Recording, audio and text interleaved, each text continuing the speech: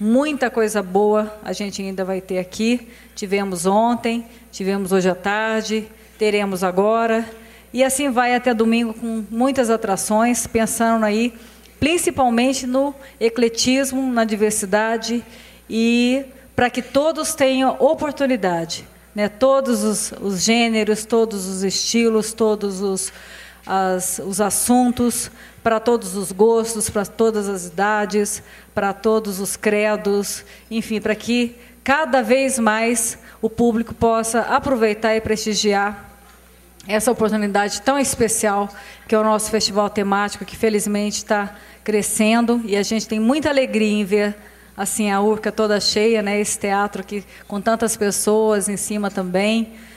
É muito gratificante para a gente que está trabalhando duro assim para realmente a coisa acontecer bacana. Então a gente fica muito feliz de saber que vocês estão nos dando essa oportunidade também de realizar esse evento, porque sem vocês, com certeza, nós também não faríamos uma coisa tão bacana dessa, né? Eu acho que essa sinergia é muito boa. A gente oferece e vocês estão abertos a receber. Essa troca é muito valiosa.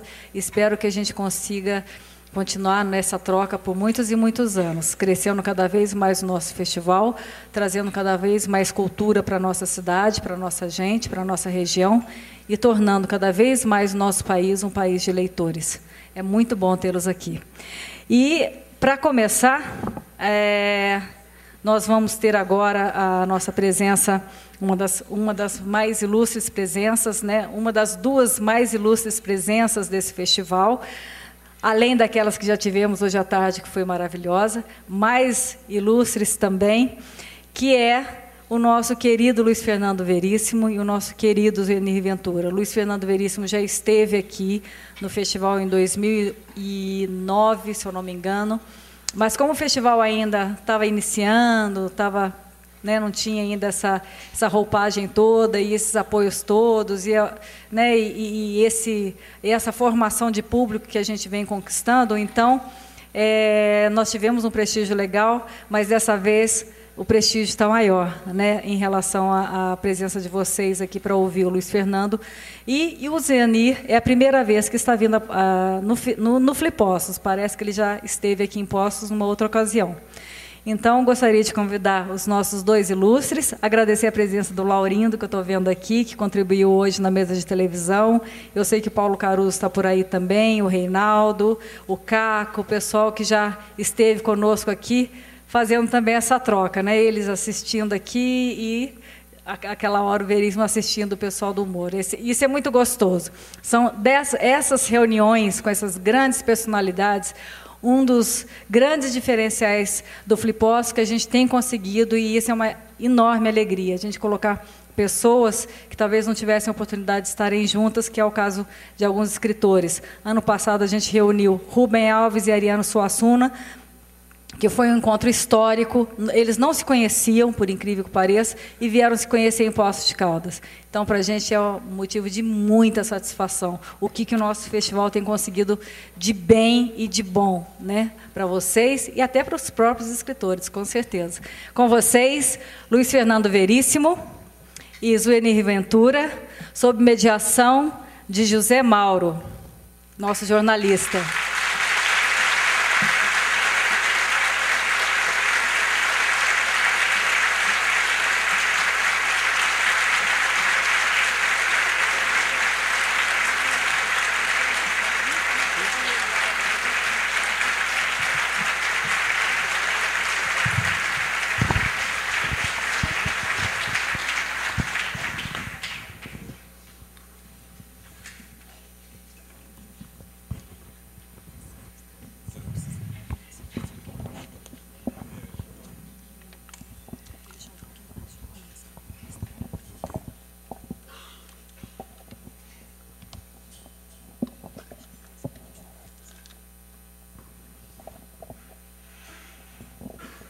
Bom, muito boa noite a todos, casa cheia, as palestras mais procuradas, essas duas figuras fantásticas, simpaticíssimas, Zuenir Ventura, mineiro de Além Paraíba, Luiz Fernando Veríssimo, gaúcho de Porto Alegre, mais uma vez nos dando a honra de participar desse Flipostos 2012. Antes de começar, eu gostaria só de ler um trechinho, uma apresentação que eu preparei. Tá, ok. Há um pequeno, vamos dizer, uma surpresa agradável, né, Jean? Isso. Uma surpresa que a gente, na verdade, não fomos nós, não. Tá uma solicitação da Escola Municipal Maria Ovídia Junqueira. A professora Fabiana Muniz, está aí, professora? E a supervisora da Escola Flávia Camargo, estão aí, por favor? Elas, junto com os alunos do 8º ano da Escola Municipal Maria Ovídia Junqueira, querem fazer uma entrega das cartas escritas pelas crianças para o escritor Luiz Fernando Veríssimo, baseado nas suas obras.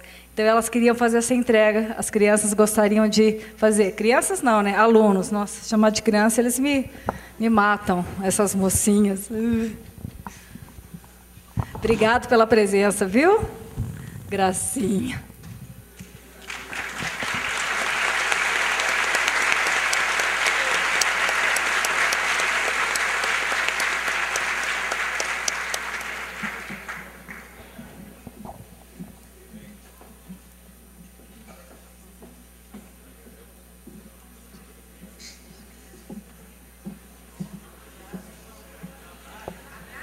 Ô, gente, não fica lá, dá um abraço nele, vai fazer uma foto. Elas estão com vergonha do escritor, não.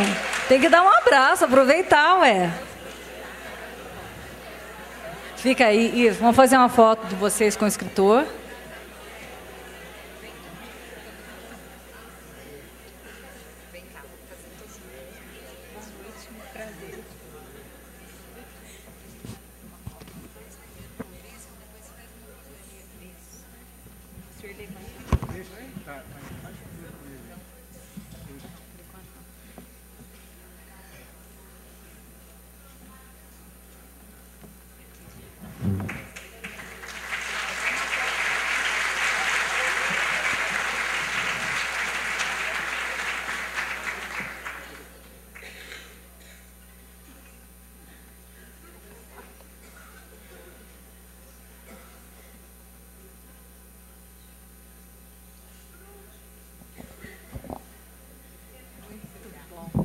Parabéns, viu?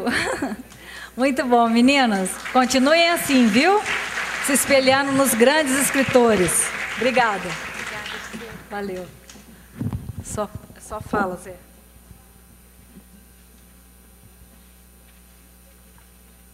Surpresa agradável, né, Luiz? Zenier? Legal, né? Muito legal. Bem, algum poeta disse alguma vez que o tempo passa, Senhor dos ventos, e a tudo engole com sua boca repleta de 1 milhão de dentes. Luiz Fernando Veríssimo, filho do grande Érico, autor da trilogia O Tempo e o Vento, é um prosador que os brasileiros adoram, cronista bem-humorado, além de músico de jazz e grande amigo dos grandes amigos. Um destes é o nosso querido jornalista e escritor Zuenir Ventura, não menos consagrado nas letras nacionais e com quem conversa sobre o tempo neste Filipossos 2012. Bem-vindos, Veríssimo e Zuenir, a quem eu passo a palavra neste momento. Obrigado. Muito obrigado. E obrigado, antes de mais nada, por essa homenagem das crianças, né? Todas as crianças bonitas, lindas as crianças. E muito obrigado, fiquei bastante emocionado com isso. Muito obrigado. Como se começa uma conversa sobre o tempo, Luiz? O tempo, de preferência, começa com os Zuenir. Zuenir. Não, ali esse foi um dos... O tempo não para, né, Zuenir? Desde 68 ele não para, né? Mas esse foi um dos trabalhos assim, mais prazerosos, né, que eu já tive, do qual participei, né, do livro, que nós passamos assim, uns 4 ou 5 dias numa fazenda, só conversando, comendo e bebendo.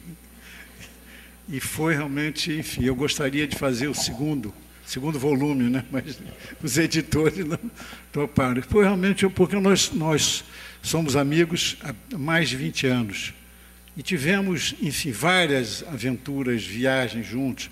Eu digo que já rolou tudo entre nós, só não rolou sexo. E assim mesmo porque ele não quis. Né? Não rolou ainda, né?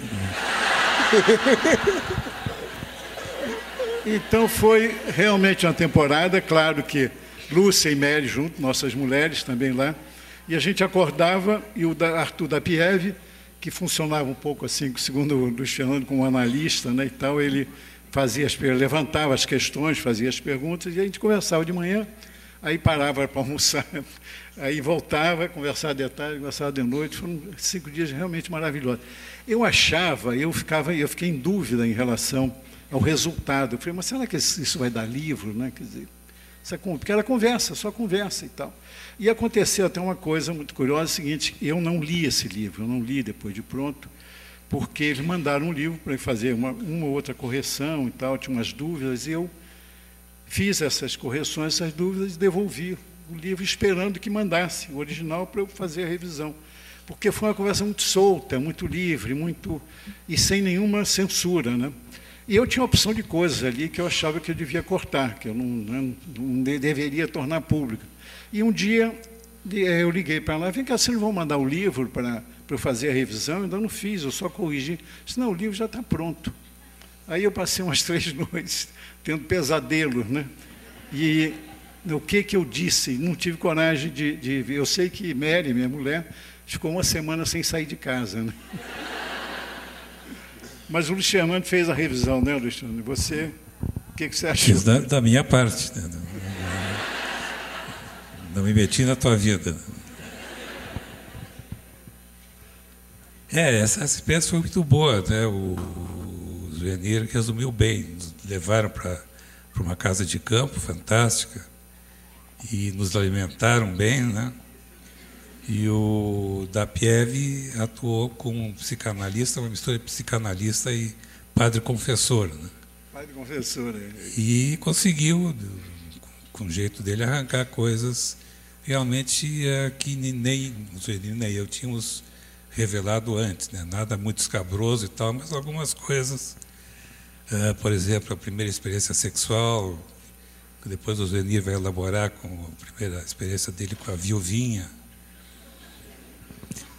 Onde mesmo que foi? Não, essa parte a minha mulher não gosta que eu fale, não. Ah, bom.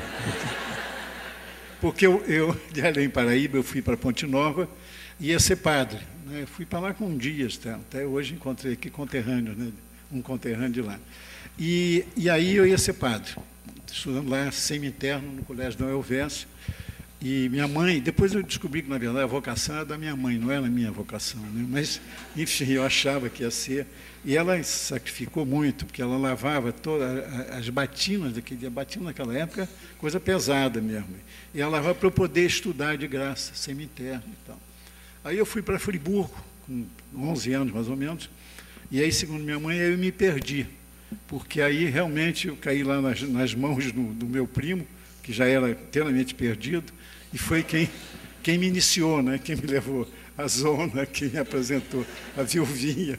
Eu fiz toda, enfim, a iniciação sexual lá, mas eu vou parar por aí, porque a Mary está aqui. Zuenir, eu me lembrei agora, eu li recentemente um livro do Carlos Heitor Coni, chamado Informação ao Crucificado, em que é um diário em que ele narra o período que ele foi seminarista e depois ele acabou, hoje ele está à beira, né, está à beira do ateísmo, ele sempre faz questão de dizer, quer dizer, o que faz com que uma pessoa pense ter a vocação, né, litúrgica, religiosa, e de repente passe a não encarar isso mais como tinha. Comigo realmente foi um equívoco. Eu tinha, sei lá, 9, 10, 11 anos, família religiosa, minha mãe muito religiosa, enfim, todo aquele clima. Até hoje, quando eu entro na igreja, vejo cheiro de incenso e aquelas músicas, eu cheguei a ajudar, a ser coroinha, sabe, ajudar a missa, na época que a missa era em latim, né? Dominus vobiscum, né? Enfim, não era, quer dizer, quando eu brinco dizendo, né, que me perdi em Friburgo, é porque lá realmente eu descobri que não era isso. E hoje, há muito tempo, aliás, eu estou muito afastado da religião. Você se considera uma pessoa religiosa, crente?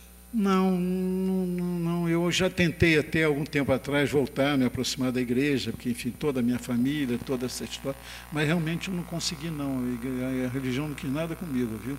Eu sempre até quis entrar, fazer um contato, né, um novo contato com além, mas não consegui não. Enfim, na palestra de ontem do Luiz Felipe Pondé, ele citou vários filósofos e, logicamente, citou Nietzsche, que é muito conhecido por aquela frase que ele diz que só acreditaria num Deus que soubesse dançar. Então, não, essa questão, eu prefiro ouvir o Luciano Angelice. E você, Luiz? Bom, no meu caso, a minha mãe era católica praticante, meu pai era agnóstico, e quando eu cheguei, eu fui praticante também, católico praticante, até os 14 anos, mais ou menos, fiz tudo, primeira comunhão, aquela história toda. Mas com 14 anos perdi a fé e fui mais para o lado do meu pai, né, que era agnóstico. E continuo agnóstico. Né? Agnóstico é o que não crê, mas também não sabe o que existe, né? Enfim, o que é o mundo, o que é o universo.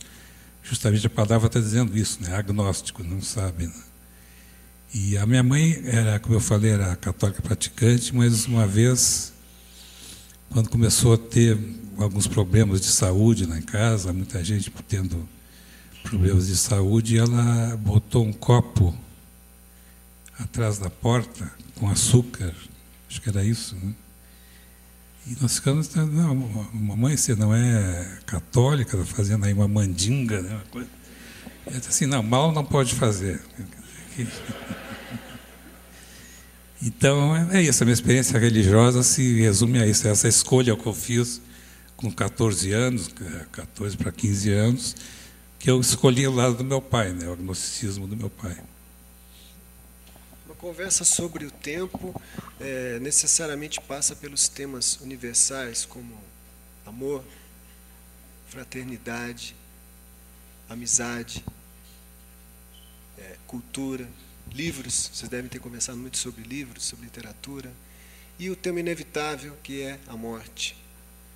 Quanto mais se avança na idade, mais próximo está dela. As crianças que estiveram agora há pouco aqui têm um futuro imenso pela frente, né? Um futuro colorido.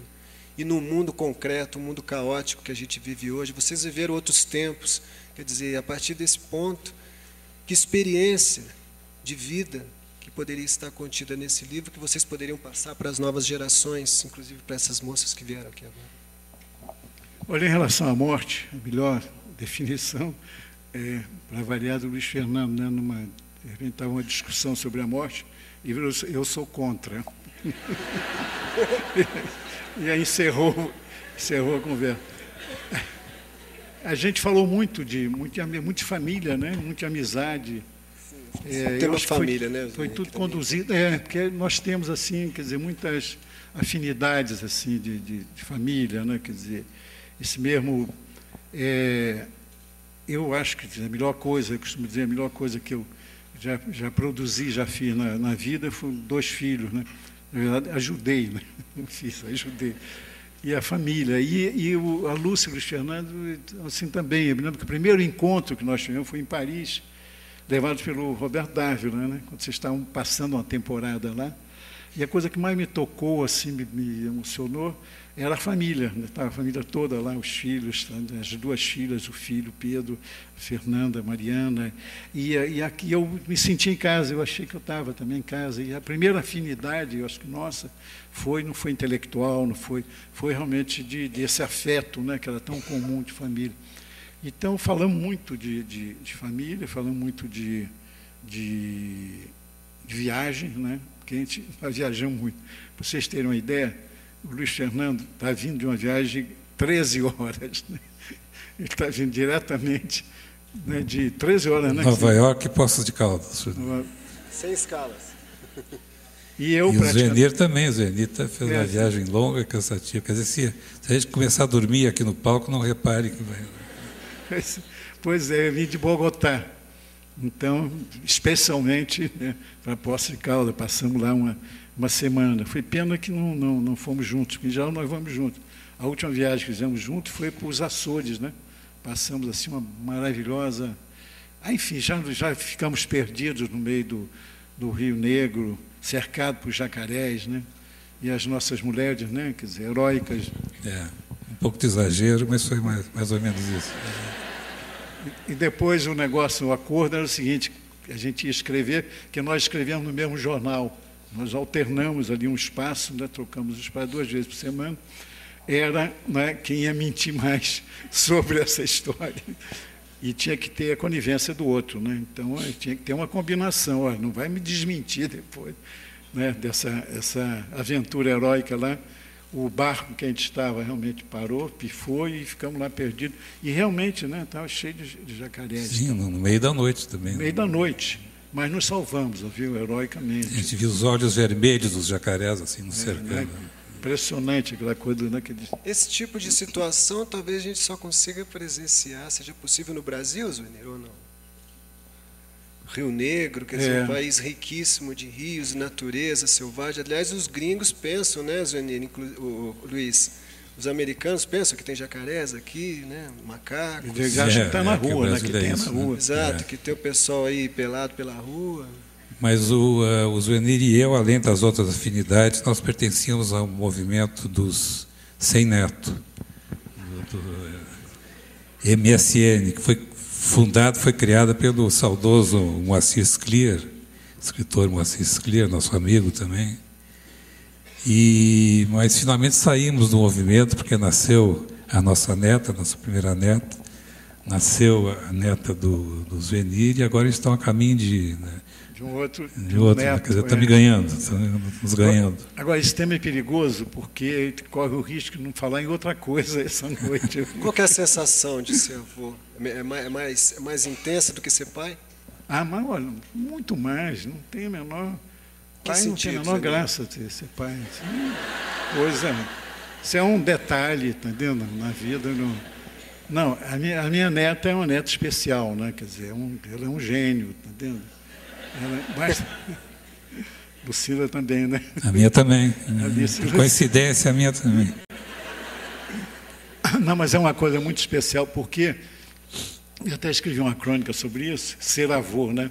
Que eu dizia o seguinte, que eu gozava, meus amigos todos, né? Muito por inveja também, claro, que o Ziraldo já tinha 8 netos, sei lá quantos netos, tal, vivia me esfregando aqui. Você não tem neto, não sabe o que é a vida, quem não tem neto. E eu achava aquilo realmente uma bobagem, né? Achava aquela coisa, né? Neto é pai com açúcar, né? Umas coisas dessas assim E que gracinha, eu tinha jurado que eu não repetiria isso nunca. Todos aqueles micos, né, que aqueles avós todos praticavam e tal. E aí eu me surpreendi fazendo exatamente a mesma coisa. Mas é realmente das melhores experiências assim de esses temas de vida. Das crônicas, Zuenir e Luiz, quando vocês mentalizam um eixo temático para poder começar a escrever, ou, como dizem, a inspiração vem numa hora inesperada e pode ir embora também? Luciano sabe responder isso. Isso varia muito, né? Como a gente tem aquela crônica, aquele espaço que tem que preencher de um jeito ou de outro, né?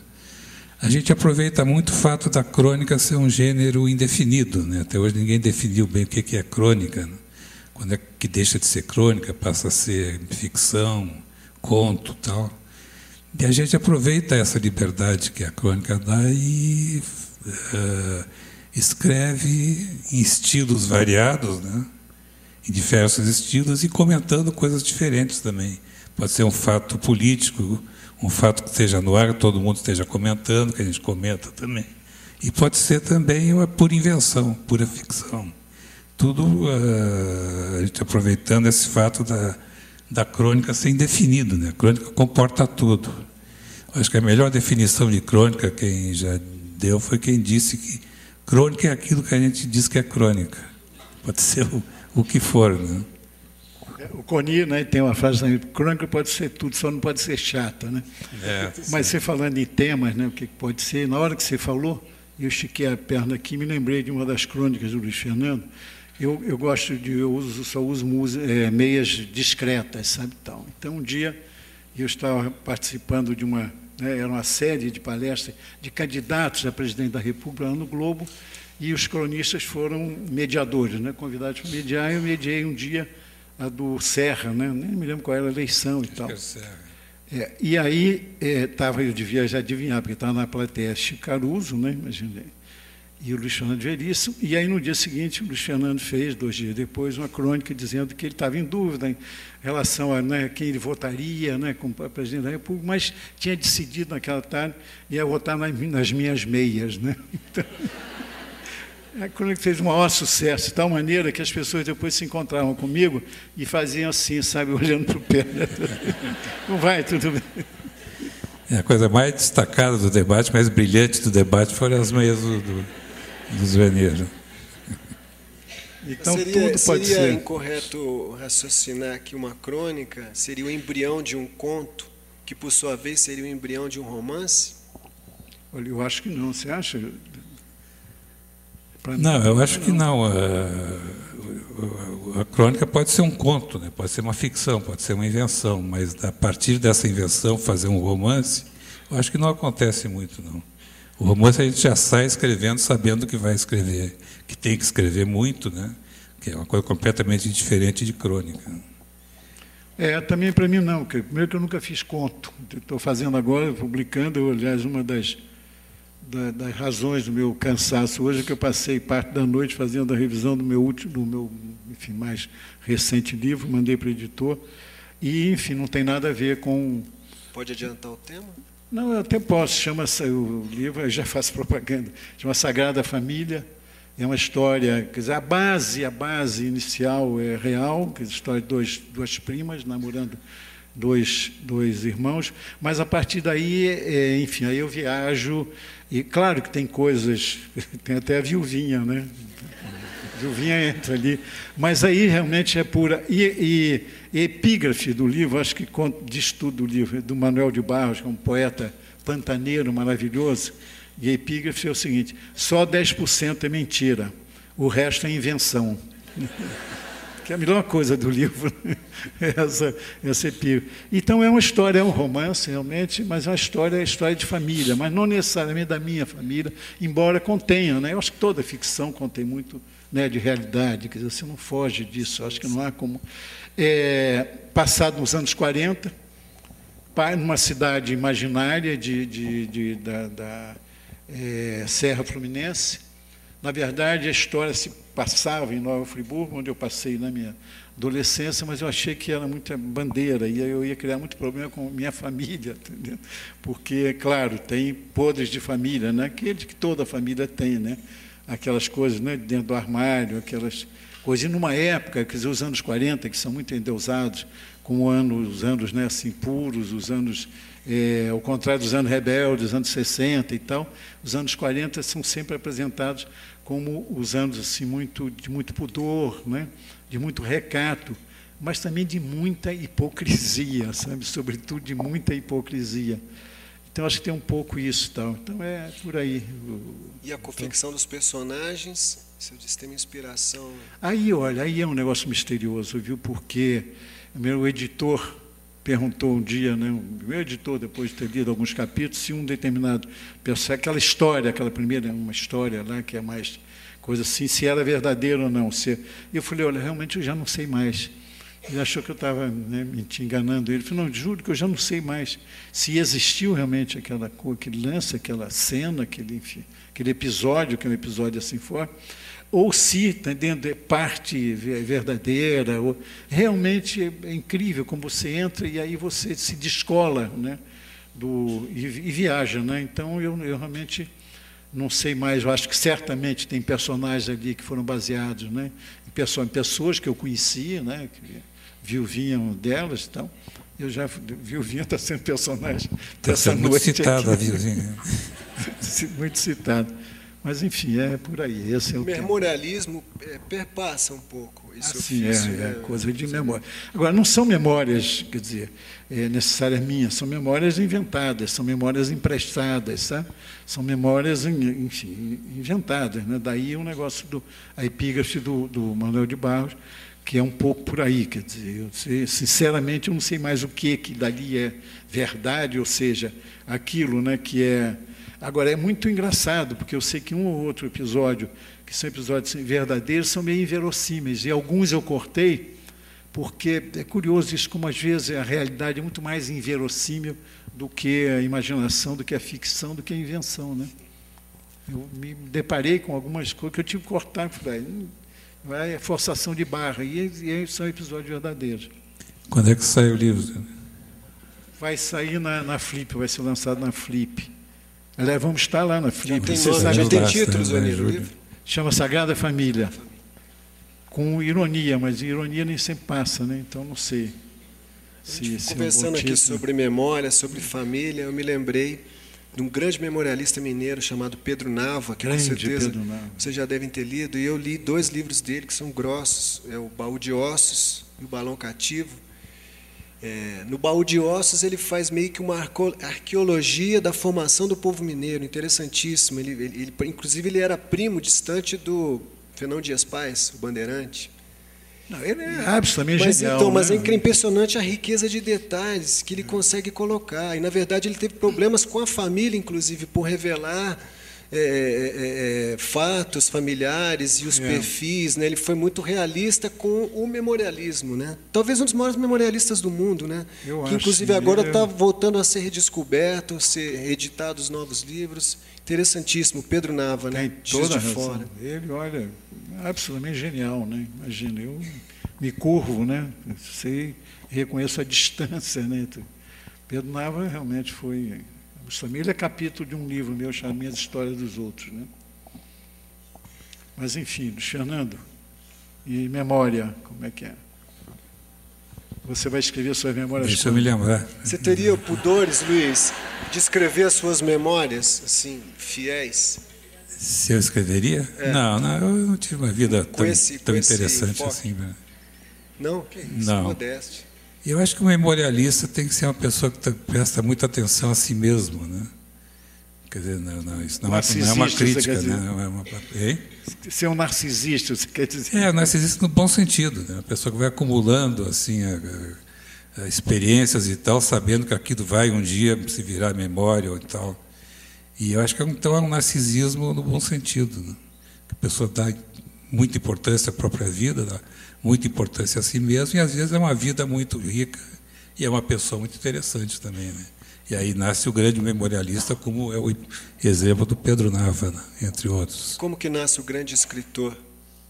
A partir do momento que os pais começam a contar histórias para os filhos, ou mesmo aquele que tem a felicidade de nascer num berço, como no caso do senhor, filho do grande Érico Veríssimo?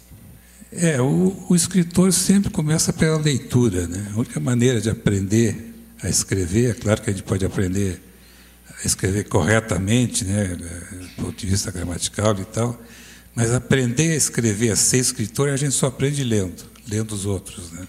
Claro que não imitando os outros, mas aprendendo como se faz, né? Então isso vem desde cedo, né? Desde criança, né? Que muitas vezes até antes de começar a saber, antes de saber ler, já está interessado pelas letras, né? Como é o caso da nossa neta. Não vou perder a oportunidade de falar na nossa neta também, que ela não sabe escrever ainda, tem 4 anos, mas já é muito interessada em letras, né? Qual é a letra dela? O nome dela é o L, né? A letra da mãe dela é o F e tal. Então, não sei se ela vai ser escritora ou não, mas certamente... Você gostaria que ela fosse escritora? Não, isso vai depender dela, não vou me meter. Sentiria orgulhoso, pelo menos? Eu acho que sim, né? Continuar uma tradição de família.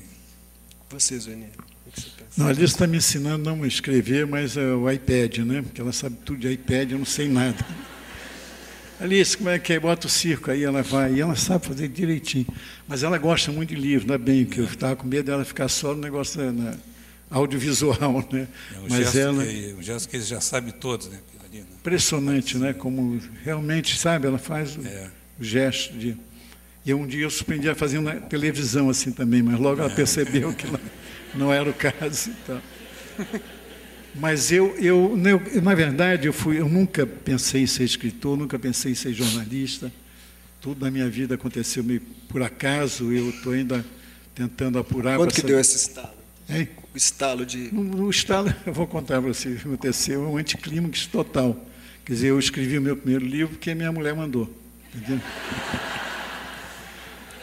como ela manda em mim, eu só faço o que ela manda, então nunca pensei. Então, para resumir essa história, um dia ela se encontra com o editor, Sérgio Lacerda, filho do Carlos Lacerda, enfim, tinha sido meu diretor lá no jornal onde eu comecei, não sei o que e tal. E eles cismaram os dois que eu deveria escrever um livro, porque no ano seguinte, que ia, 1988, ia fazer 20 anos de 68.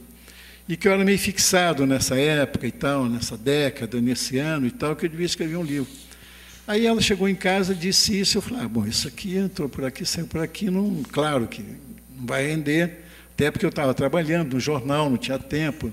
Aí o Sérgio, que era o editor, ligou e disse, não, eu falei, você imagina, eu não fazer livro, primeiro que nunca pensei em fazer livro, quer dizer, não é uma história, não está na minha programação e tal.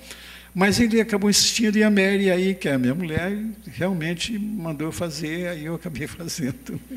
Aí, como o livro fez, né, um certo sucesso, aí eu não me livrei mais, né, como eu também não sei fazer outra coisa, eu não sei escrever, mas eu não gosto de escrever.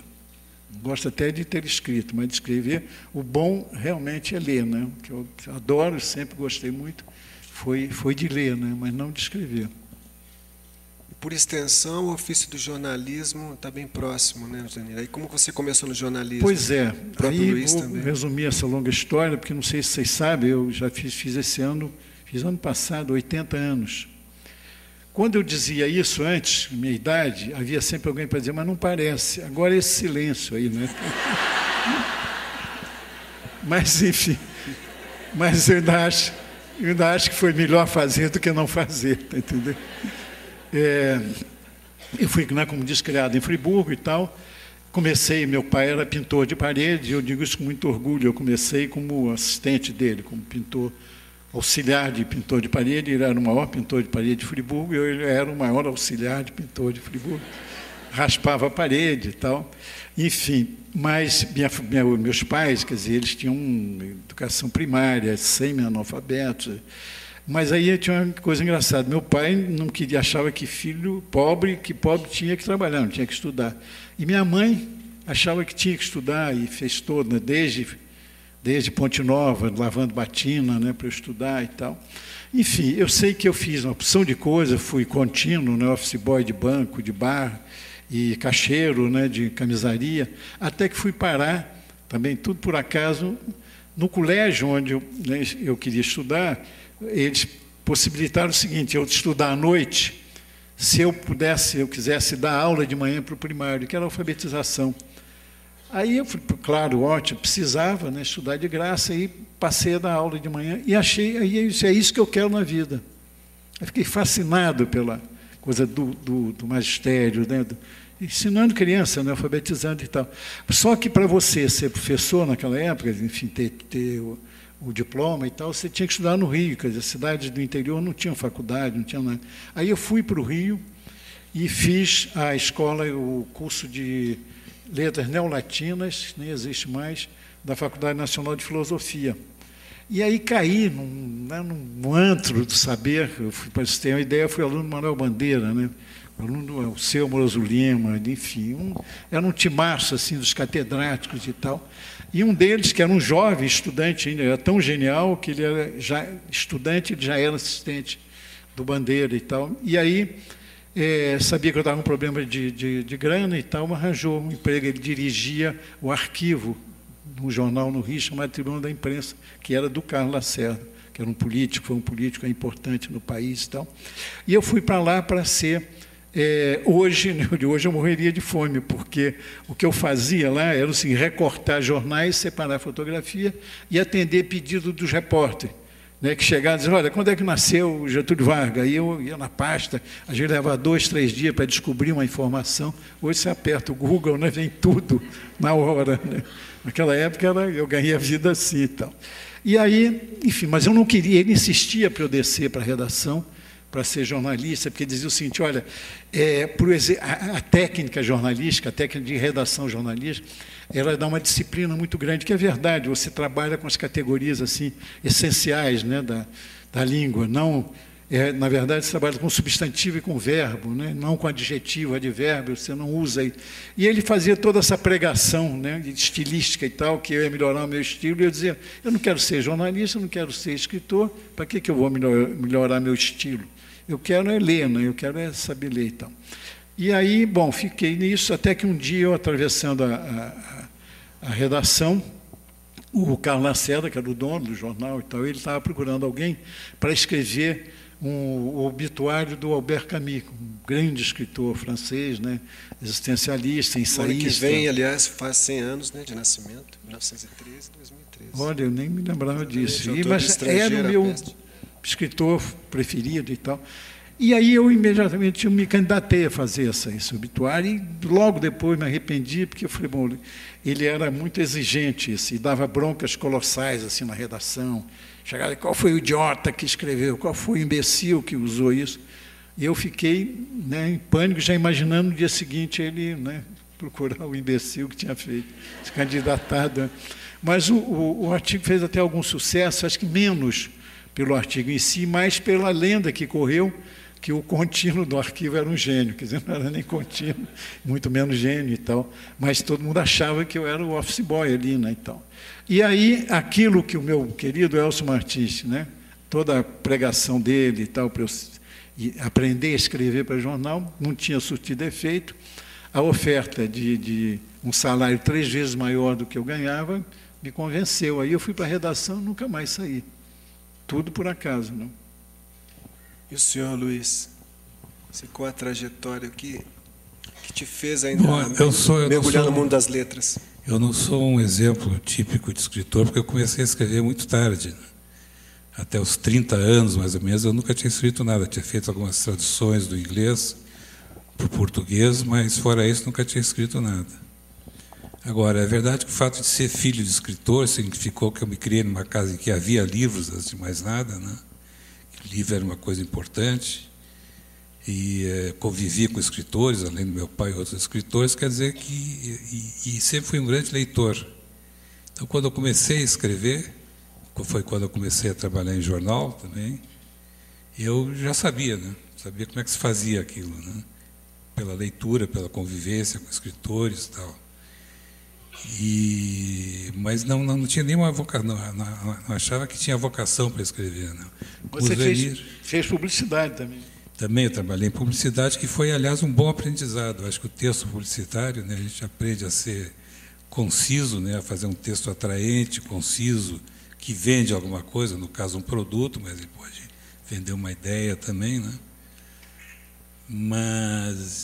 Então foi assim, comecei a escrever também meio por acaso, como os mineiros. Né? E, eventualmente, eu comecei no jornal fazendo de tudo, né? Como eu sempre conto, eu fiz até horóscopo no jornal. E no dia seguinte li o que eu tinha escrito para ver o que eu tinha previsto para o meu signo. Né? Mas, eventualmente, me deram um espaço no jornal para fazer crônica e eu, de certa maneira, descobri a vocação, um pouco tarde, né? Mas descobri que sabia fazer aquilo e virei cronista, que é o que eu faço até hoje. Que bom para a gente, para o Brasil, para o jornalismo brasileiro. Ele fala como se tivesse dado um mau passo, né? Esses tempos, eu pergunto aos dois, são mais românticos? Quer dizer, esse tempo da imprensa, nos 40, nos 50, Tribuna da Imprensa, Última Hora, Samuel Weiner, Cícero Chateaubriand e tantos outros, para o que existe hoje, uma certa diluição, inclusive do perfil do jornalismo moderno, ainda mais agora com a questão da internet, né, da pulverização de textos eletrônicos. Mauro, olha, foram mais românticos, mas não foram melhores, não, viu? Essa coisa a gente idealiza muito, né? Olha para trás e, enfim, a gente tende, né? O passado é sempre, né? A memória é sempre seletiva, né? Você escolhe os melhores momentos. Eu tenho momentos maravilhosos aí dessa época e tal, mas o jornalismo não era melhor, não. Essa história de que hoje o jornalismo, né, quer dizer, é claro que há outras formas de competição. Você tem hoje forma de expressão, tem a internet, tem a televisão, tem o jornalismo. Eu acho que, sob vários aspectos, o jornalismo melhorou até, tá dentro? Com todos os problemas que a gente tem hoje. Porque, primeiro, só para resumir, a palavra ética não existia no vocabulário da imprensa. Isso é uma coisa que em redação ninguém... Você falava em técnica, falava em estética, numa boa matéria, um bom texto e tal, mas a ética não existia, tá entendendo? E você, a profissão também não existia, você não tinha profissão reconhecida. Me lembro que esse mesmo Carlos Lacerda dizia o seguinte, tinha lá como um da palavra de ordem dele, assim, jornalista não tem horário, você quer ter horário, vai ser funcionário público. O que permitia, né, explorar a gente 24 horas por dia. Né? Você trabalhava às 12 horas, ia para casa e ficava, né, se passava e tinha um grupo, sei lá, um aglomerado qualquer na esquina, um acidente, você sentia a obrigação de descer para ver o que tinha acontecido, porque ficava culpadíssimo, né, profissionalmente se você não fizesse isso e tal. Então, basta ler o livro do Fernando Moraes sobre Assis Chateaubriand para ver um pouco o que era no jornalismo, o principal jornalismo daquela época. Então, não acho, sabe, que não vejo, eu acho que teve coisas legais, essa coisa meio romântica, você não tinha horário, saía, ia beber, tomar seu chopp, não tinha hora de fechamento, você não tinha imposição de espaço, você escrevia, enfim, tinha essas coisas, mas era muito mais, sei lá, do ponto de vista ético, não era melhor. Não. Mas não havia mais liberdade editorial do que hoje, com a pressão econômica, de anúncios? Havia mais liberdade técnica, quer dizer, como eu disse, você fazia matéria, você não tinha imposição de espaço. Não, você tem que fazer em tantas linhas, em tantos toques, em tanto. Tem isso que tem essa imposição industrial hoje, que é muito mais forte, porque eu venho de um jornalismo meio artesanal, pré-industrial e artesanal. Então, hoje você tem imposições dessa ordem, técnicas e tal. Tem, evidente que tem problemas de dependência, né, poder econômico, tem tudo isso que a gente sabe. Mas já existia naquela época. E hoje você ainda tem, pelo menos nas redações, a presença dessa preocupação ética entre os profissionais. E naquela época era muito comum, eu tinha aquelas que trabalhavam do meu lado, e trabalhavam no ministério tal, e era o setorista daquele ministério, entendeu? Quer dizer, o cara que cobria o ministério para o jornal no qual ele trabalhava, e isso era normal. Você tinha abatimento, 50%, né, de abatimento. Passagem de avião também. Passagem de avião, para jornalista. Né? Então, tinha coisas, tá entendendo? Não vejo como uma coisa assim, absolutamente o jornalismo daquela época melhor e tal. É que eu disse, era mais romântico e tal, mas não era melhor. Não. O que você pensa, Luiz, a respeito? Bom, minha experiência jornalística foi só em redação, né? Diferente do Zuenir, que foi repórter, né? Um grande repórter. Eu só trabalhei em redação até começar a ser cronista, mas era muito diferente na época. Isso que o Zuenir falou, que eu acho importante, é que o jornalismo era bico, né? Para muita gente era bico. O camarada trabalhava no governo, trabalhava numa repartição pública, às vezes era o setorista, inclusive,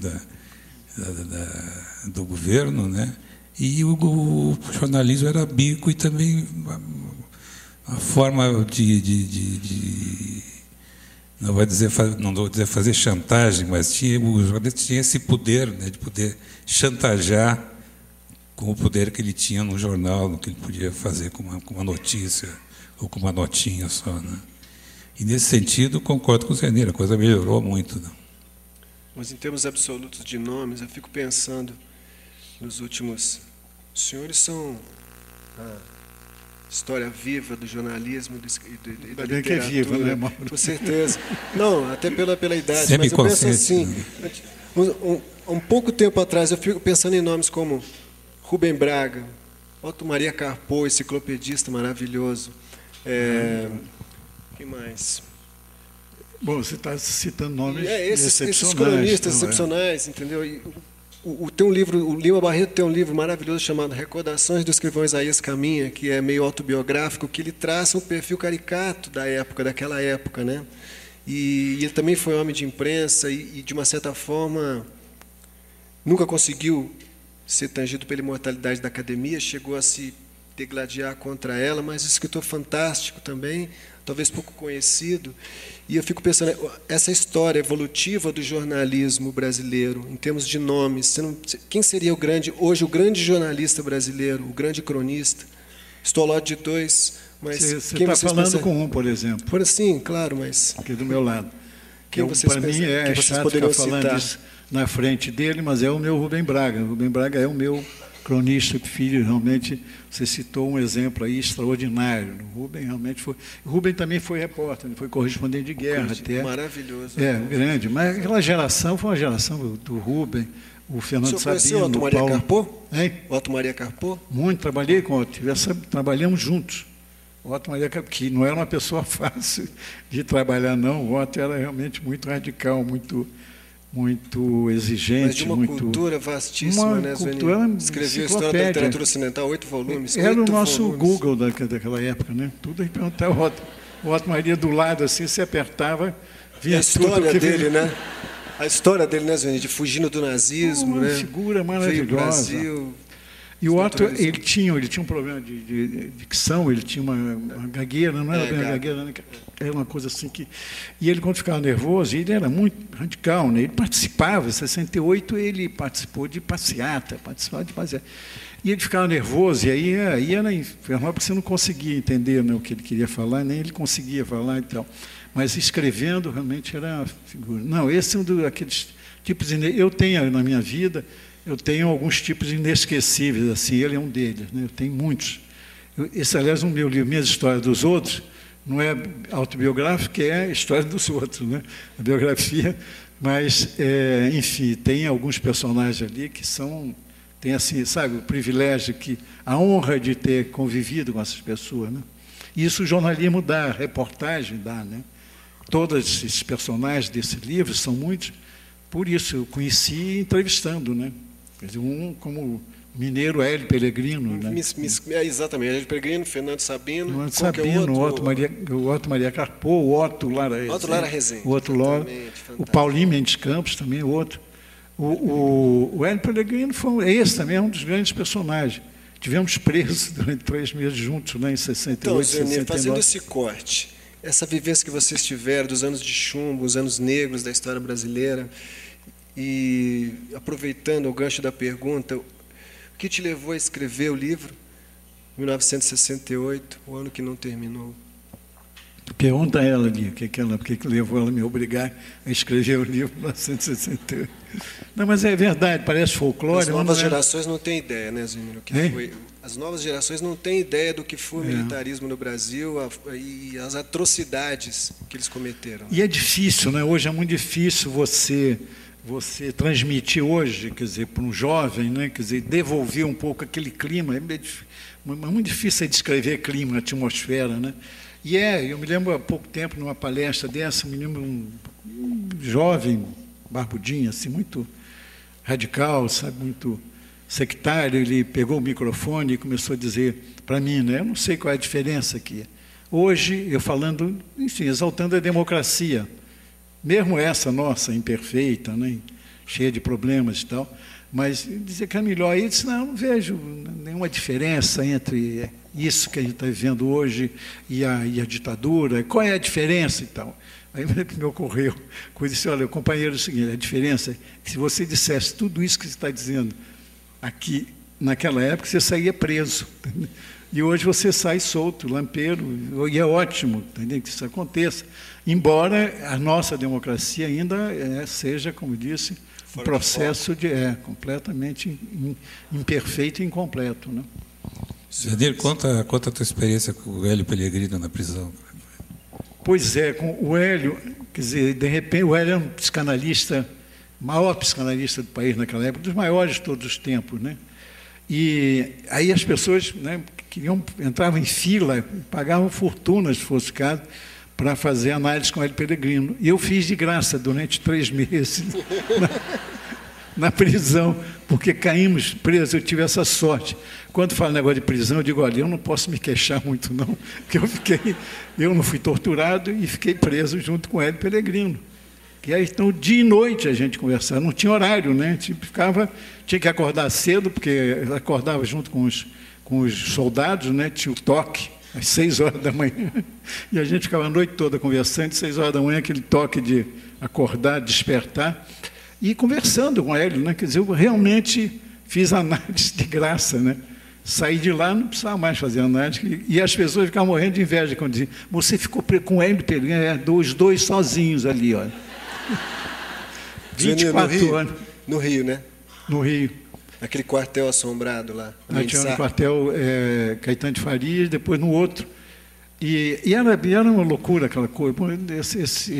Eu não quero glamourizar esse período, porque enquanto isso, por exemplo, na PE, por exemplo, estava preso o Caetano e o Gil sofrendo a beça, sendo...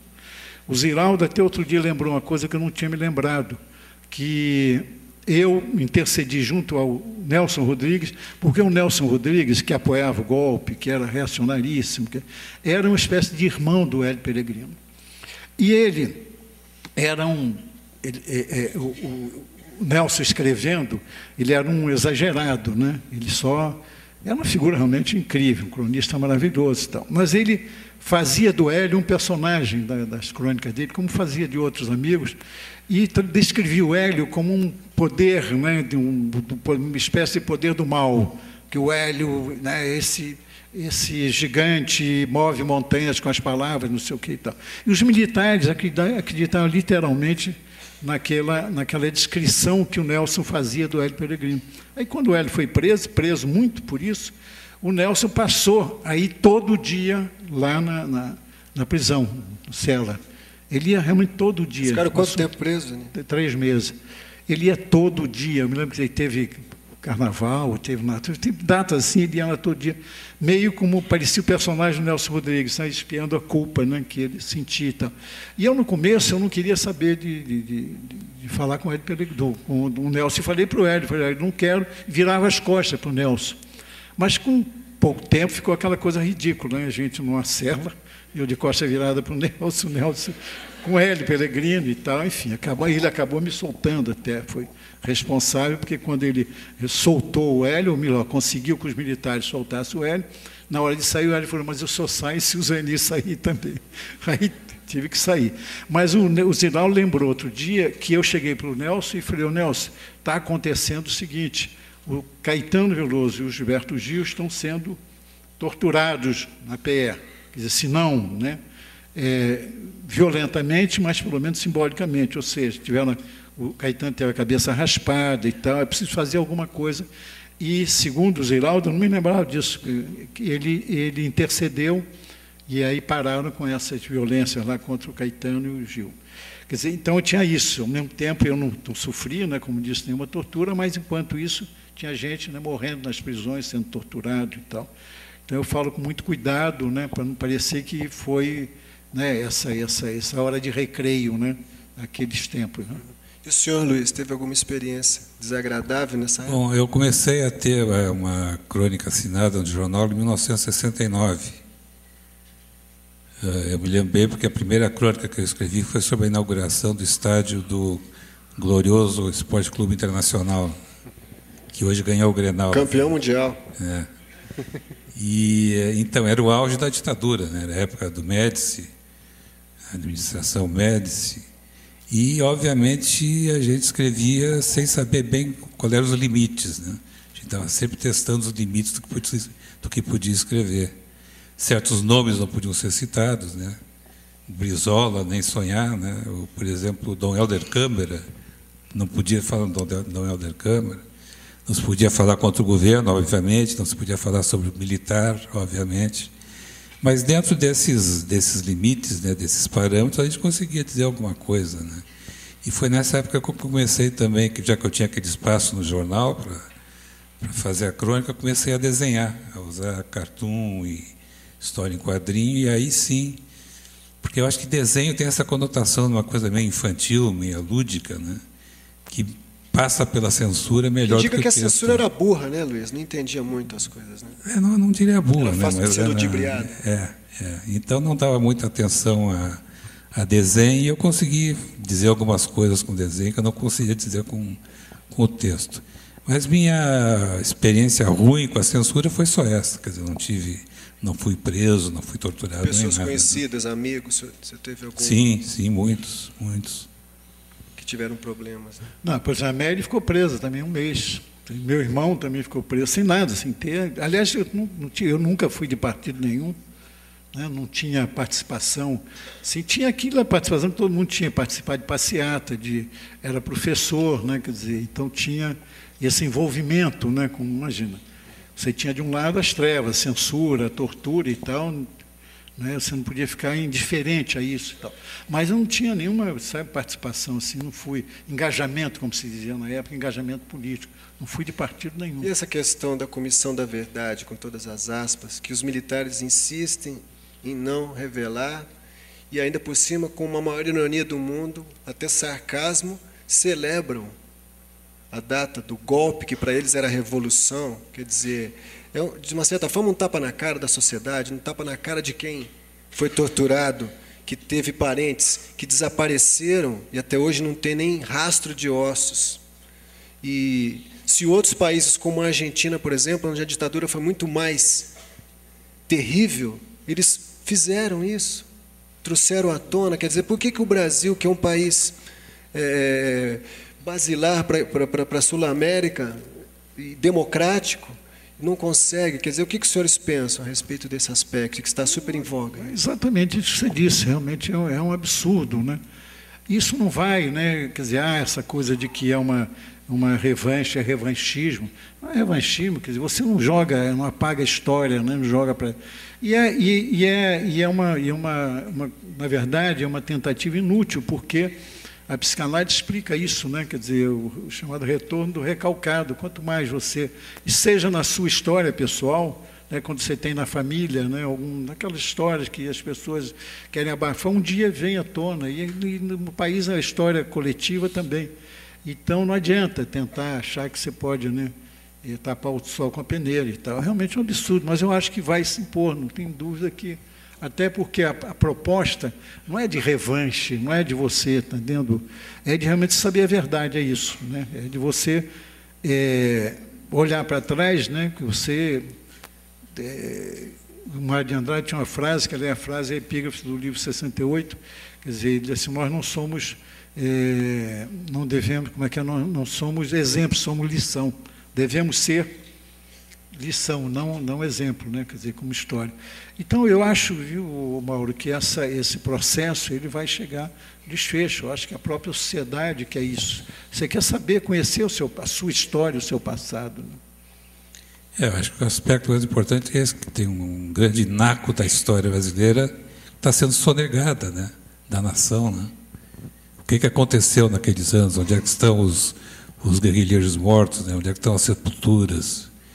Tem que fazer essa comissão para completar a verdade, né? E para completar a história, para contar a história do que houve, que a nação tem direito de saber, né? O livro Brasil Nunca Mais, se quem não leu, recomendo, é terrível. Então, quer dizer, as coisas que eles fizeram de chegar a um sadismo, assim, uma coisa nojenta. Não, e o exército de hoje não tem nada a ver com aquele pessoal, né, da tortura, dos doicódios e tal, nem estão mais, né? Entendeu? Hoje os oficiais hoje do exército são jovens que naquela época não viveram aquele momento, ou viveram ainda muito jovens. Então não tem porquê, tá entendendo? Isso não é nada contra o exército, contra as forças armadas, né? É contra realmente uma parcela dessa, como teve na sociedade civil também. Isso não foi só uma coisa dos militares, houve uma conivência muito grande do poder civil, né, com a ditadura. E de uma imposição também do imperialismo americano. Uhum. A famosa Operação Bandeirante, né? A OPAN de São Paulo. Né? Operação Bandeirante, exatamente, apoiada pelos empresários. Então não é só uma coisa contra os militares. E a gente, né, dentro, oficiais, dentro dos quadros oficiais das Forças Armadas que querem, quer dizer, a verdade, porque a verdade é para os dois lados, não é para um lado só. Enfim, eu acho que esse é um processo irreversível. A curadoria do festival não teve a intenção, mas houve a feliz coincidência de reunir na mesma edição do evento 3 nomes fundamentais nessa questão de combate a essas injustiças, essas atrocidades do militarismo no Brasil, que é o senhor e os maravilhosos Ferreira Goulart, Fernando Gabeira, que inclusive militou na luta armada. O Ferreira Goulart foi exilado e lá escreveu o Poema Sujo, em 76, no auge da ditadura argentina. Ele achou que fosse morrer. E quando ele ameaçou de voltar, falaram a ele que ele ia ser preso quando ele pisasse no Brasil. E a intelectualidade no Rio de Janeiro se engajou e foi ao aeroporto recebê-lo. Quer dizer, se não fosse por isso, de repente nem estivesse hoje aí. A minha pergunta é... Eu tive o privilégio de ter ido lá. Sim, o senhor foi um deles? Olha, então, a querido história... amigo Ferreira Goulart. E qual foi, Zuenir, assim, a sua relação, a sua convivência com essas duas personalidades da política e da literatura brasileira? Dois queridos, são até hoje dois queridos amigos. Goulart realmente é um companheiro de geração, nós temos família, né? A mulher dele, a Tereza, né? Foi a Tereza Aragão, não é fundamental. Goulart está na história da cultura brasileira e da resistência. Ele sofreu muito, né? Quer dizer, porque ele foi para o exílio, por exemplo, não sofreu exílio, ele foi para o exílio. Goulart foi uma brincadeira. O Goulart tem muito bom humor, não sei se ele contou aí, tem um episódio que é ótimo, que é o seguinte: numa das prisões dele, quando foram à casa dele dar uma batida lá, e ele Goulart era também crítico, né? Crítico de arte, grande crítico, grande poeta, grande crítico, grande jornalista. Goulart realmente é uma figura incrível. E aí tinha muito livro sobre o cubismo, né? Aquele movimento artístico e tal. E os caras que foram cismaram com os livros, né? E aprenderam os livros, porque o livro era de cubismo, achavam que era sobre Cuba, né? O livro... Ela tendo que explicar. Cubismo, né? Cubismo, sim, tá? Pensando que eu sou trouxa, né? Então, ela figura maravilhosa. E o poema dele, eu tive também esse privilégio. O Vinícius Moraes trouxe o poema dele. E a gente fez uma sessão, uma gravação, o poema lido por ele. E aí a gente conseguiu fazer o seguinte: quando ele voltou... Como foi a cronologia? O poema chegou 2 anos antes do regresso dele ao Brasil, é isso? 78? Não sei se foi 2 anos antes, um pouco antes, porque aconteceu. Aí resolvemos fazer, sabe o quê? O lançamento do poema, do livro do Goulart, sem o Goulart, com a fotografia do Goulart. Tem essa fotografia lá em casa até hoje. Fotografia dele, pela primeira vez você tinha uma noite de autógrafos, em que não tinha, né, o autor, e aí por que não tem e tal. Foi uma forma, né, que a gente encontrou, e naquela época, dizer, né, todos os gestos, todos os movimentos, né, faziam sentido e tal. E esse tem muita significação, porque, né, era a primeira vez que tinha, e assim foi lançado o livro. E ele disse que, aí mandamos uma fotografia para ele, aquela fotografia em que ele estava em fotografia, né, e tal, e que aquilo foi importante para ele decidir voltar, sabe, com todos os riscos que tinha, né, dele voltar e tal. Mas é um dos personagens dessa época fantástico. Ele já falou aqui? Ele vai dar palestra agora no dia 5. Ah, tá. Vai ser uma beleza. E ele fala muito bem, né, Goulart? Tem uma voz de locutor, né? Ele já foi locutor até. Bom, nós poderíamos ficar aqui conversando por mais quantas horas, mas em função até do cansaço da viagem do Luiz e da sua também, não sei, eu gostaria de repente de abrir para perguntas. A plateia deve estar super curiosa para perguntar. O Luiz Fernando gosta de participar comigo nessa noite, porque eu falo muito mais do que ele, entendeu? Mais do que eu, só o Ziraldo, né? O Ziraldo não deixa ninguém falar. Felipe e a Juliana estão com os microfones. Olha lá, uma à esquerda. As perguntas difíceis o Luiz Fernando responde, viu? As fáceis mandam para mim.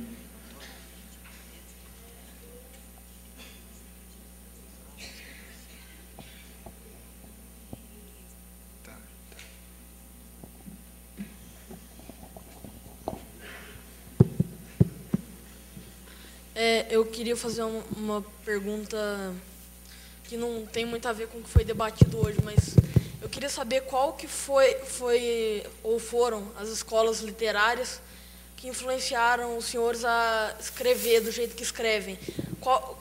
Quais são as escolas literárias preferidas? Por exemplo, romantismo, realismo, naturalismo, não sei.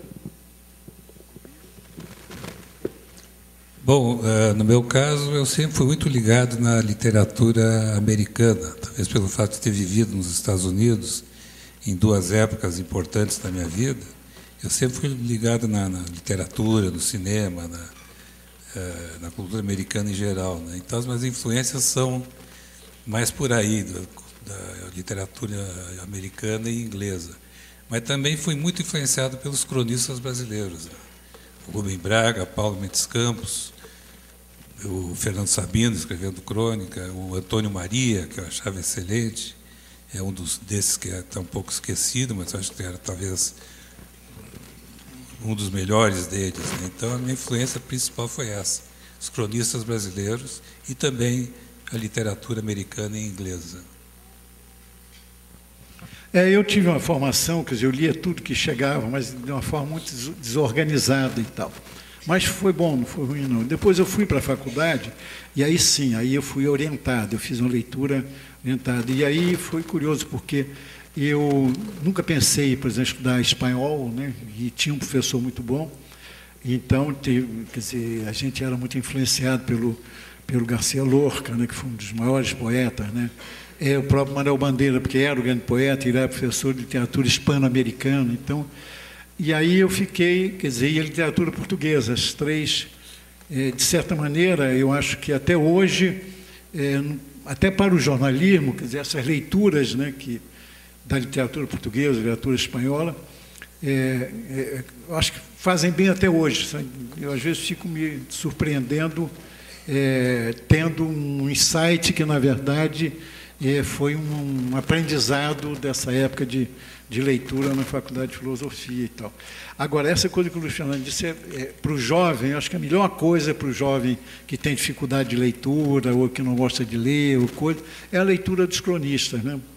Porque sabe, talvez seja, né, a forma mais acessível e de qualidade, né, para você, enfim, introduzir alguém no hábito da leitura, né? Não há como não gostar de uma crônica mais leve, mais rápida, né? Mas tem essa preocupação, né, com a sedução, de você seduzir o leitor. E eles também me influenciam muito até hoje. Eu leio até hoje os cronistas, né? Rubem Braga, Fernando Sabino, Paulo Mendes Campos, etc.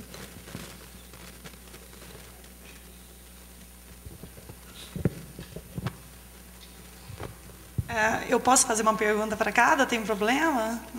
Poxa, para mim também? Pode. Para três, então. Pode, para Mauro também. Por favor, o Luiz Fernando, das personagens que o seu pai criou, né, a trilogia Tempo e o Vento, que é maravilhosa, Adora na Terra, tem alguma personagem que marcou, que você goste mais, que influenciou, de repente, sua escrita? O Capitão Rodrigo é o mais famoso, né? O mais conhecido. Eu gosto da Ana Terra. A figura mais que se destaca mais no livro é do Capitão Rodrigo e da Ana Terra também, né? São os dois personagens mais marcantes. Mas tem um personagem que eu gosto muito, porque é um personagem mais rico, psicologicamente mais rica, que é a mulher do... Deixa eu me lembrar agora. É a Luzia, né? Que o apelido dela é Teinaguá. É a Luzia, que é mulher do... Agora estou esquecendo. Se é do Bolívar ou do Licurgo. Acho que é do Bolívar. Que é uma mulher, um personagem problemática. É Bolívar, né? Muito obrigado. Então, talvez por isso, por ser uma personagem mais complicada, vamos dizer assim, porque a Ana Terra e o Capitão Rodrigo são mais simbólicos de qualquer outra coisa, né? Mas, nesse caso, essa personagem é uma personagem completa, vamos dizer assim. Tá. Eu quero dizer, assim, aproveitar, né, que eu trabalho bastante seus textos com os meus alunos e eles adoram. Então, é maravilhoso. Não, de verdade, eles gostam bastante e sempre que eu posso eu levo. Que bom, e para o Zueni, a questão do Manuel Bandeira, a gente tem o Manuel Bandeira dentro da literatura, né, para a gente que lê os poemas e estuda. Ele é uma personagem, vou chamar de personagem muito tímida, né, muito introspectiva. Ele realmente era assim? Ele realmente foi uma pessoa tímida, fechada, introspectiva, calada? Não, é interessante estar dizendo isso, estou tentando lembrar do Bandeira, era um pouco isso, sim, pelo menos diante lá da exuberância do Alceu Moroso Lima, por exemplo, que dava aulas, as aulas do Alceu eram conferências, falava muito bem, a Cleonice Berardinelli, que é uma professora maravilhosa, Divina Cleo, botei esse apelido nela, a Cleo está até hoje viva, tem 94 anos, ainda dá aula, uma jovem. O Bandeira ele tinha um problema, porque ele foi tuberculoso, né, você sabe, se tratou na Suíça e tal, numa época que a tuberculose matava, né? É uma coisa, até foi muito engraçado, porque quando... Bom, essa é outra história. Então, o Bandeira tinha um pouco essa dificuldade, ele tinha um pigarro, ele tinha um pigarro, sabe, muito que atrapalhava um pouco as aulas dele e tal. Mas ele tinha um negócio, né? Como a poesia dele, suja de vida, né? Ele era isso, né? O Bandeira tinha amigos assim, sambistas, né? O Bandeira frequentava a Lapa, aliás, alguns poemas dele maravilhosos sobre a Lapa, né? Que era um bairro boêmio, né? Mas ele tinha muito essa coisa, sabe, da poesia de encharcado de vida, né? Eu acho que essa é uma das primeiras sensações que eu tive lá, que eu achei que aquilo era uma torre de marfim, que aqueles caras, né? E todos eles, né, estavam muito ligados à vida. Então, tem um dos episódios que eu conto nesse Minha História dos Outros, né, evidentemente, que é do Bandeira, quando um dia nós estávamos conversando em frente à faculdade, e ele morava em frente, no apartamento em frente. Ele passou, viu a gente, era um grupo de 5 ou 6 pessoas, a maioria meninas até. Vão até lá, meu pai, vão até lá em casa. E a gente foi até o apartamento dele. Imagina a emoção, aquele apartamento que era cercado de livros, né? Era um fim de tarde. E ficamos conversando com o Bandeira. E tinha uma coisa misteriosa, que ele me deu um poema. E esse poema eu depois esqueci e tal. Quando eu estava fazendo esse livro, um colega meu, que foi colega da Veja, Joaquim Ferreira dos Santos, falou, eu tenho um poema que você me deu uma vez para ler e tal. E aí deu esse poema. E esse poema é um dos poemas mais obscenos da língua portuguesa, entendeu? De deixar o Carlos Drummond de Andrade corado, né? Apesar, né, da teologia dele. Porque era realmente uma... Eu acabei botando o poema no livro, mas quando eu fui ao Jô um dia para dar uma entrevista, o Jô queria que eu lesse o poema. Eu falei, não, eu não leio, não. Aí ele leu, né? Cara de pau, ele leu o poema. Mas o Bandeira era isso, sabe? Ele tinha essa relação assim com a vida, né? com as pessoas. Não parecia, sabe? Se esquecia que já era um dos grandes, maiores poetas de língua portuguesa e tal. E tinha uma certa timidez aí, um pouco também por causa do pigarro. Ele estava sempre coisa assim. Figura realmente inesquecível. E autor dos poemas emblemáticos, né, Zuenir? Os Sapos, né, que inspirou os modernistas, que é o tema do nosso Flippost 2012, né? Exatamente, poema, aliás, bem lembrado, né? Quer dizer, o Bandeira foi uma das inspirações, né? Quer dizer, embora não fosse, Sapos, não tivesse sido um movimento, né, modernista, mas foi uma das inspirações e tal. Não, para mim foi uma época realmente de privilégio, né?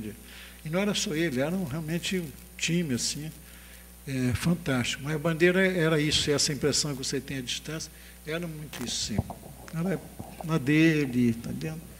Se você não soubesse que era o grande poeta Bandeira, achava que era um professor ali, modesto e tal, na dele.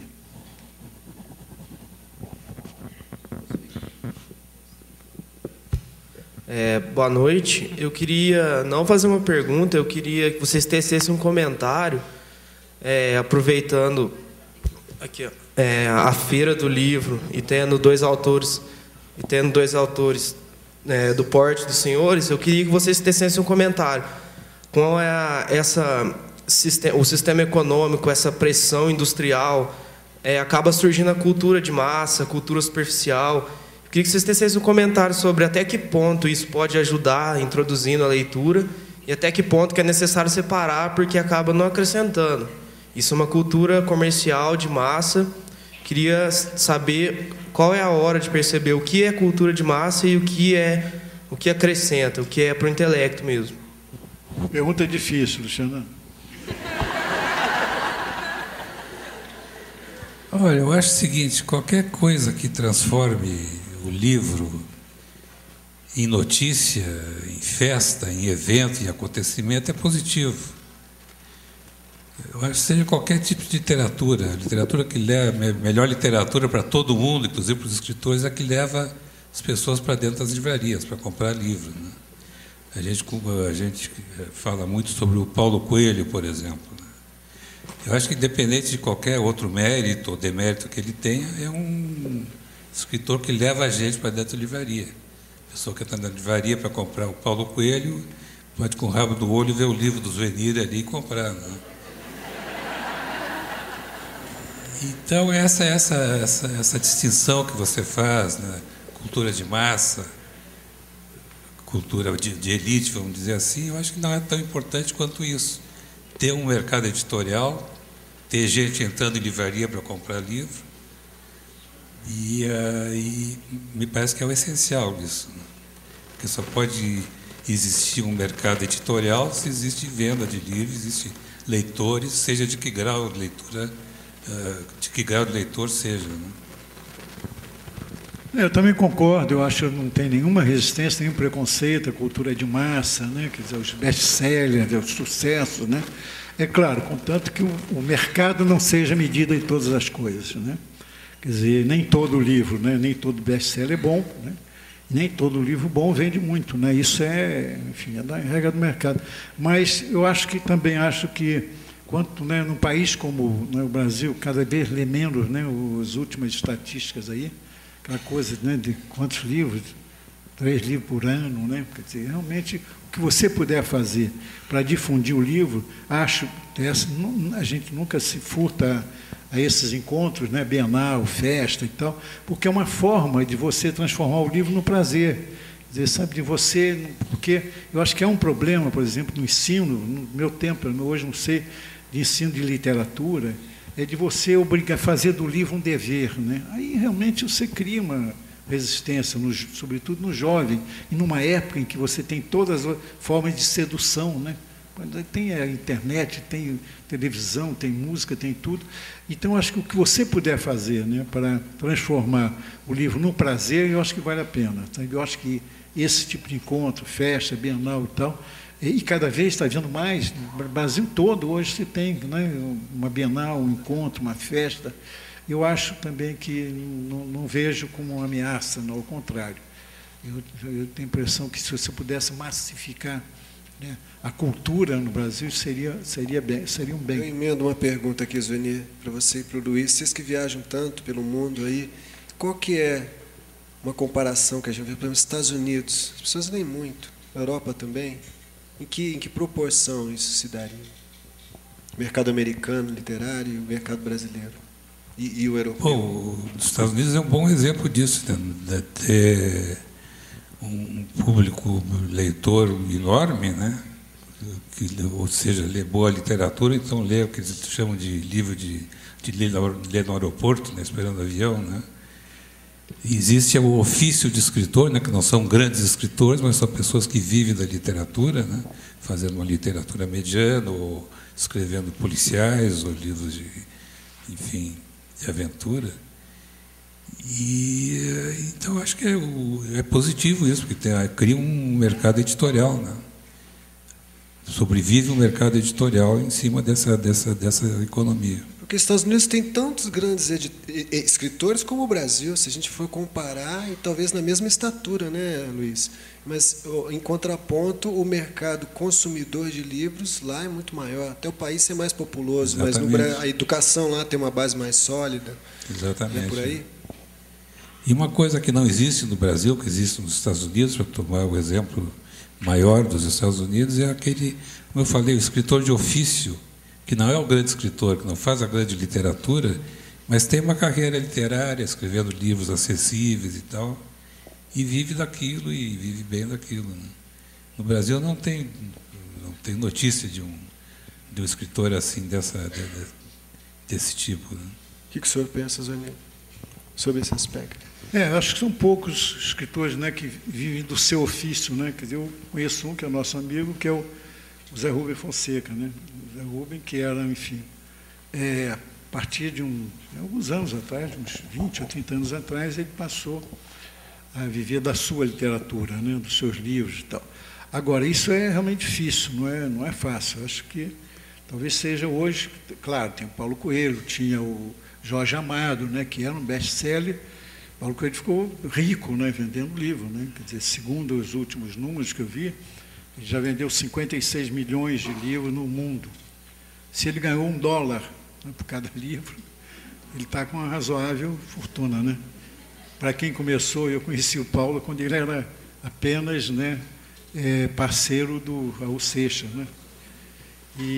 Mas hoje, quer dizer, cada um de nós trabalha em jornal, tem um outro ofício além da literatura. Agora, você tocou no ponto, eu acho que fundamental, claro que a questão econômica, tudo isso que a gente sabe, mas basicamente eu acho que a questão fundamental é da educação, né? Quer dizer, essa questão a gente não resolveu ainda, né? Quer dizer, está melhor, tá, você tem menos analfabetos, você tem mais, mas ainda é uma distância muito grande, né? Que, enfim, precisaria, eu acho que esse país precisaria de uma grande campanha nacional, uma cruzada nacional pela educação, né? Não só porque ela já foi até mais, digamos, quantificada, né? Mais distribuída, mas a qualidade continua muito baixa. Bom, uma conversa sobre o tempo é tão infinita quanto ele. Estamos aqui conversando há mais ou menos 1h30. A gente está chegando nos minutos finais, provavelmente deve haver várias perguntas ainda, mas eu gostaria de informar que dentro de mais alguns minutos a gente gostaria de encerrar, porque eles inclusive devem autografar os livros, né, Gisele? Senão fica muito tarde também. Eles viajaram, o Luiz veio de Nova York direto para cá, o Zueni dormiu pouco essa noite, ele me falou ali atrás. Mas olha, estamos adorando estar aqui, imagina. Sim, isso não, aí... prazer, realmente é... Quantas se deixar, a gente fica por aí.